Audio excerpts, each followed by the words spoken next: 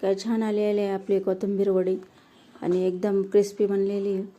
इथं मी स्वच्छ धुवून घेतलेली कोथिंबीर, 1 वाटी डाळीचं पीठ घेते, अर्ध्या वाटी मी तांदूळाचं पीठ घेते आणि तुम्हाला जे हवे असतील ते मसाले तुम्ही त्याच्यात टाकू शकता। मी तर तीळ टाकते, थोडी लाल चटणी पावडर टाकणार आहे,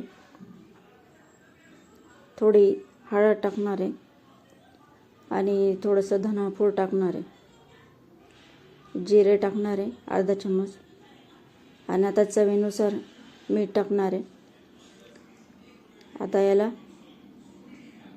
आता मी इथं लसूण, अद्रक, हिरवी मिरची कुटून घेतलेली त्याचं पेस्ट बनवून घेतलं आहे दरदर, ते पण मिक्स करणार आहे। मिक्स केल्यानंतर त्याला हलक्या हाताने थोडं पाणी टाकून मिक्स करते मी।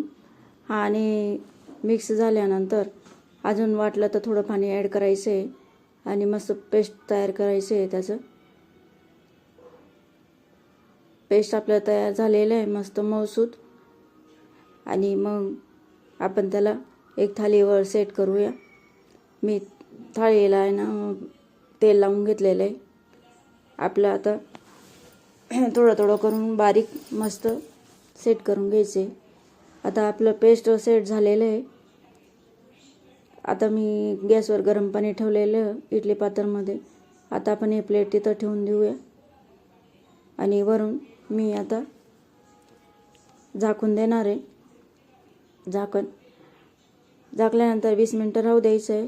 त्याच्यानंतर बघूया, शिजून गेलेलं आहे 20 मिनिटानंतर, किती छान शिजलेलं आहे। आता मी प्लेट खाली काढून घेते आणि त्याचे मस्त चौकोन काप करून घेणार आहे। चौकोन काप आपले झालेले आहे आणि काय सुंदर दिसते हिरवी। आता याला तळून घेऊया। तळण्यासाठी मी कढई ठेवलेली गॅसवर गरम तेल करायला। तेल गरम झालेलं आहे तर मग आता तेलामध्ये तळून घेऊया मस्त लाल ब्राऊन। काय छान आली क्रिस्पी मस्त। आता मी एक प्लेटमध्ये काढून घेणार आहे। पहा किती सुंदर आली